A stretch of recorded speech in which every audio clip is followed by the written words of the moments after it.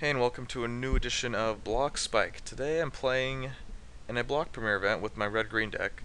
And in case you haven't seen the deck list before, I'll go ahead and walk through it. We've got 8 accelerants in Absence Pilgrim and Scorn Villager, which enable us to cast 4 drops on turn 3. And we also have Daunter Elk to ramp and fix our mana, and just act as a Grizzly Bear sometimes.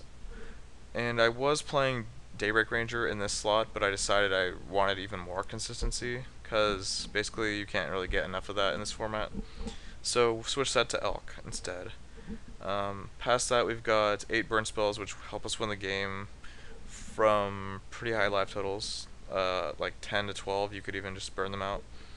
And Geist, which is just an amazing card. It can go on offense easily or defense just as easily. And then our 4 drops, of course. Huntmaster, easily the best card in the deck, possibly format. Hellrider, the best card in aggro decks. This deck isn't really an aggro deck, but it can go aggressive really easily because of Geist and Hellrider. And Hellrider just has synergy with Huntmaster naturally, so it's a fine card. And then Garruk. Garruk does a lot of things.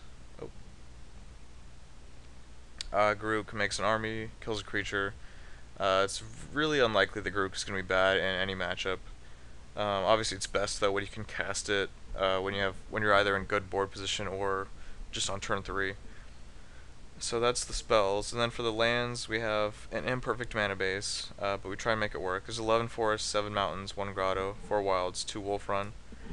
I'm being a little greedy by playing 2 wolf runs, but the card is just too good to pass up on, I'd say. I think if I were to cut that, it'd be a forest for sure. And for the sideboard, we've got Blasphemous Act for Boros. Against Boros, you can commit a lot of stuff to the board, and then that forces them to do the same. And then you can cast this card for cheap. But if you play around it in a moderate way, like with Geist, you can hold back Geist counters to get those back, or you can just wait on your Huntmaster or Hellrider, and then you wipe the board and then have a threat, and they usually will lose. Increasing Savagery, I don't really board this in very often.